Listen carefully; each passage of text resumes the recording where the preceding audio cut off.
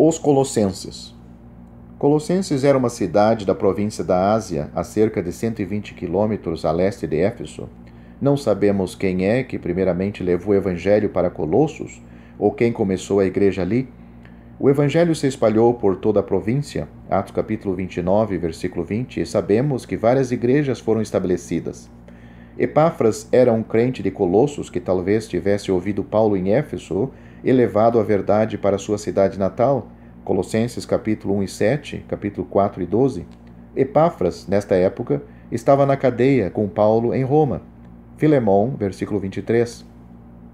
Epáfras contou a Paulo sobre o amor dos crentes em Colossos, capítulo 1 e 8, mas havia grandes problemas na igreja. Estes problemas eram causados por falsos mestres que diziam que Cristo era menor que Deus, que os cristãos deveriam adorar os anjos e obedecer à lei judaica. Paulo admoestou os crentes em relação a estes mestres. Capítulo 2, versículo 4, versículo 8, versículo 16 e 18. E deu-lhes a resposta, declarando quem Cristo é. Colossenses capítulo 1, versículo 13 a 20. E mostrando que nós somos completos nele. Colossenses capítulo 2, versículos 9 a 10.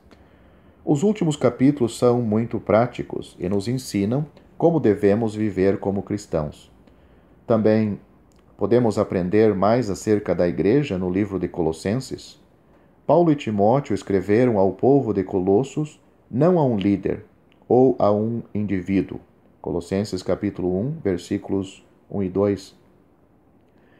A igreja é o corpo e Cristo é a cabeça. Colossenses 1, versículo 24, capítulo 2, versículo 19. Paulo nunca tinha estado em Colossos, Laodiceia e Herápolis. Colossenses capítulo 2, versículo 1 e capítulo 4, versículo 13. E as igrejas ali foram estabelecidas sem a ajuda de qualquer apóstolo.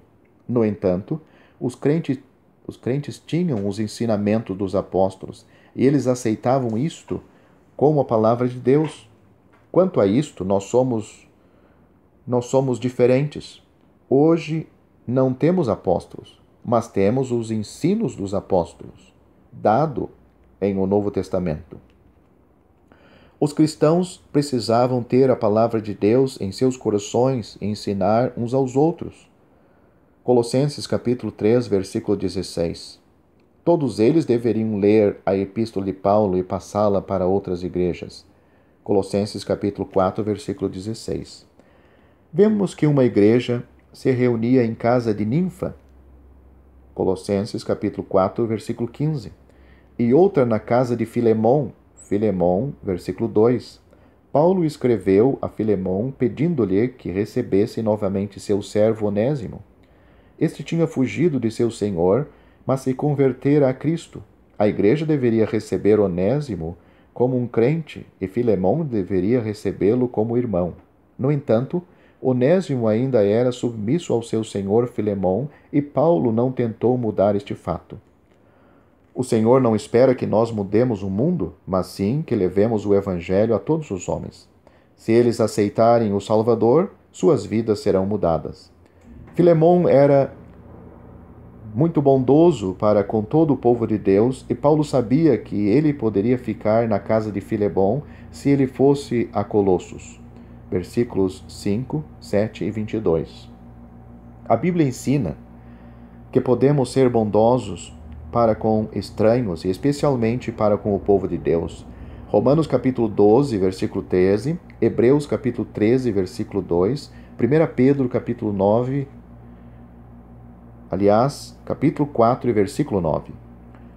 Os bispos devem ser um bom exemplo disto. 1 Timóteo capítulo 3, versículo 2 e Tito capítulo 1, versículo 8, como Gaio. Em 3 João, versículo 5, receber o povo de Deus é como receber o Senhor Jesus Cristo em pessoa. Mateus 25 e versículo 35.